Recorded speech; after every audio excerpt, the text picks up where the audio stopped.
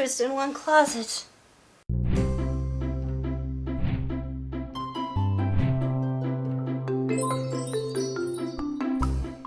Hello, welcome back to the Crafty Organizer. I hope you found humor in that little skit.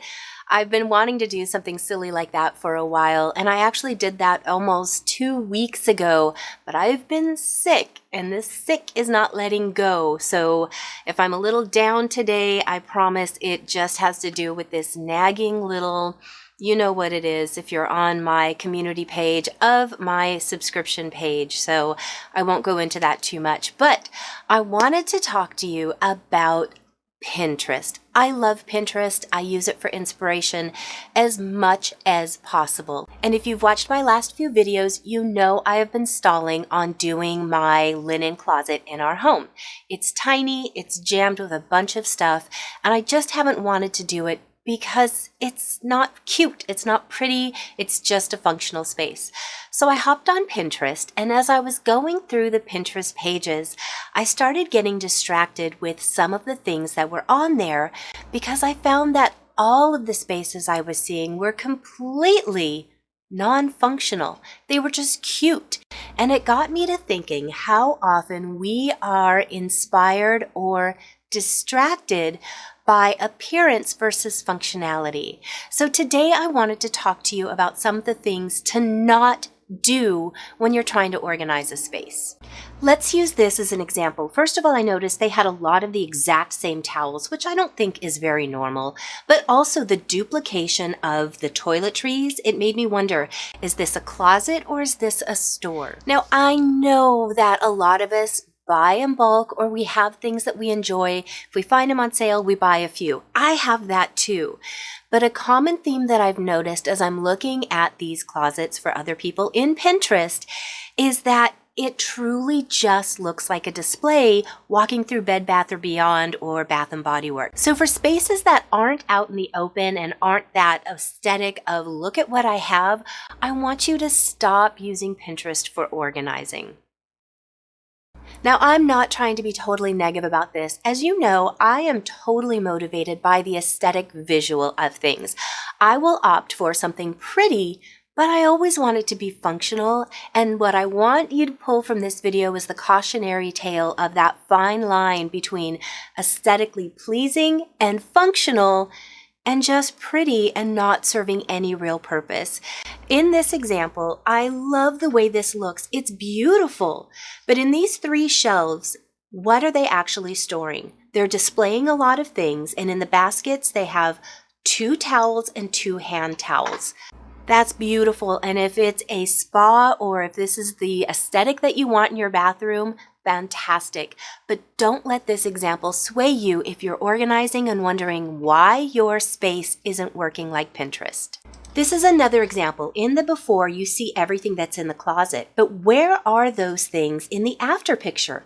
I don't see the comforter, the pillows, the other towels, and in the after, everything is now matchy-matchy, and those were not in the beginning, which makes me wonder, where did they put all of those things? Again, if you are looking to pare down and really refine your space so that it's minimal, then this is a great inspiration for you.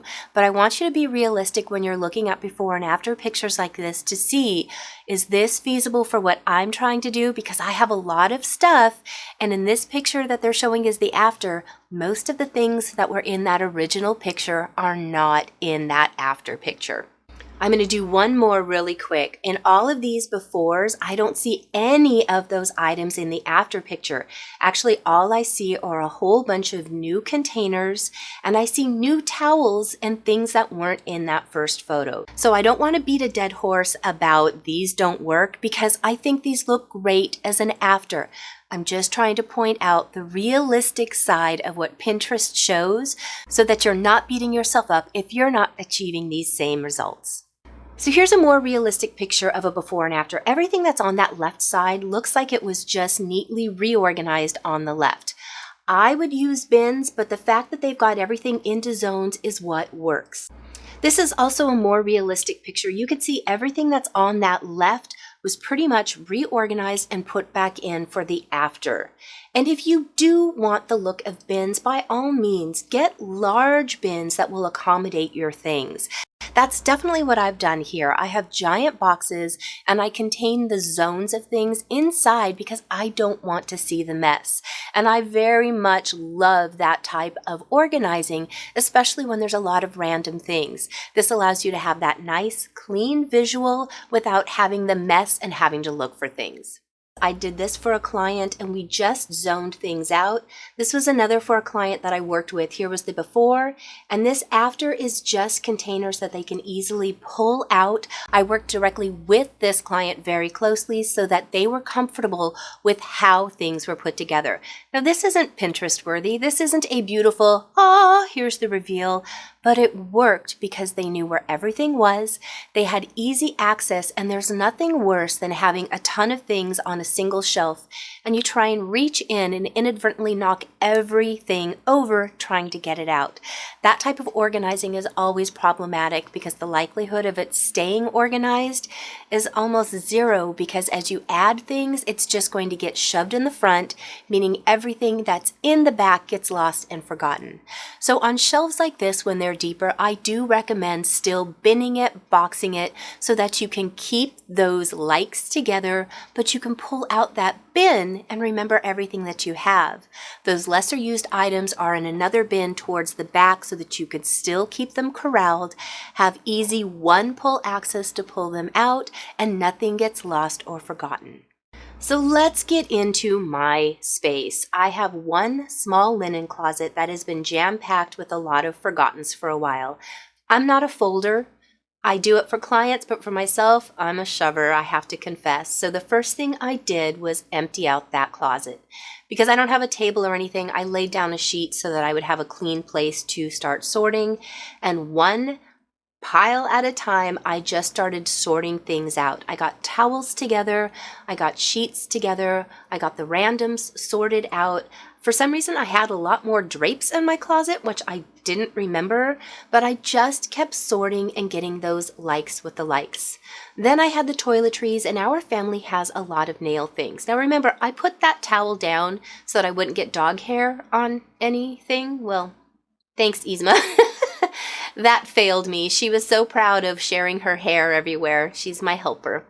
So once I got everything emptied out, it was time to go ahead and clean it. But first I wanted to show you, my cabinet is only 9 3/4 inches deep. I've talked about the limitations of that before because it means that I can't really put anything in there. I went ahead and cleaned out this cabinet while I was up there, and at the top I have children's books that I'm just leaving. They're easily accessible. As you know, I love the whole If You Give a Mouse a Cookie book series, and I have them all. Now, these are the bins I love the most. They're from the Dollar Tree. They hold a lot, but even in this cabinet, they don't fit. The cabinet is just too small. So now that it's cleaned out, I'm going to start purging. My kids have sleepovers often, so we're always using new pillowcases for the pillows that they use. So I'm going through and only keeping the ones that are good. I'm keeping one set of sheets, and I'm going to go ahead and keep a few towels. This exercise showed me that we do need to invest in some new towels. We don't have a lot, but the ones that I do have are pretty icky. For our family, we just take the sheets off the bed, wash them, and put them back on. We don't have extra sheets for each bed. We've just found that it's not necessary, and that works for us. So I don't have to worry about storing extra sheets. But all of the pillowcases are going to go in one bin so they can sit on a shelf and we can just use them.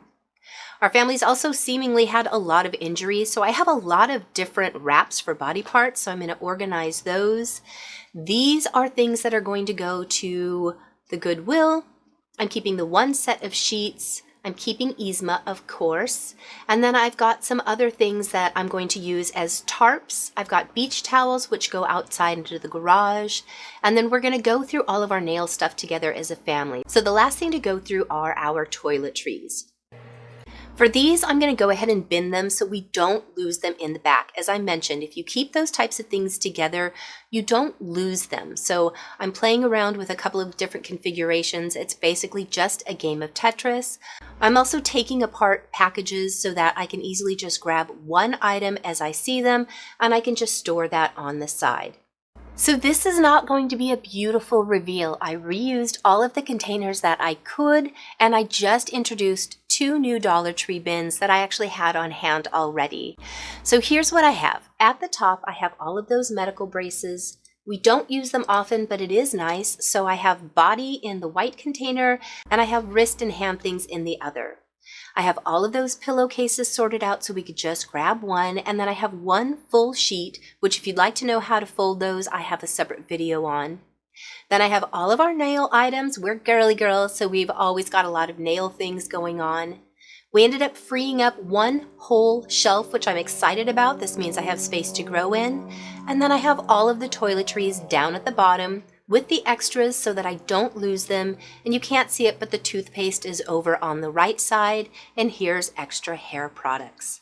Now again, if this is your aesthetic, there is nothing wrong with that.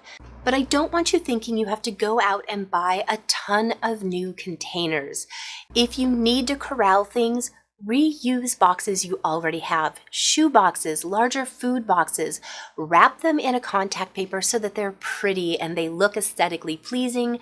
I know firsthand that oftentimes gives you that motivation to keep a space clean. But I don't want you thinking that organizing needs to be an expensive, time-consuming, picture-worthy thing. It just needs to be functional, allow you to find things when you need them, allow you to be able to put things away easily, because that really is a crucial point, and allow you to not feel overwhelmed when you open up a door or cabinet to look inside. I'm sorry I have been missing. I can tell right now I'm struggling as I've been talking. I'm getting winded easily, and I've been fighting a headache for 2 weeks. So I'm hoping that this goes away soon. I'm going to continue resting, so I hope to get another video out to you very soon. I'm way behind on comments. Every time I start reading, I just realize I don't have it in me to give those thoughtful, heartfelt responses that I want to, so I will catch up. In the meantime, thank you so much for watching. Thank you to those of you who have reached out to check on me. I really appreciate it. Thank you to my patrons. Their support, especially this month, is so appreciated. So I want to say thank you to them, and I will see you guys hopefully soon. Love you. Bye.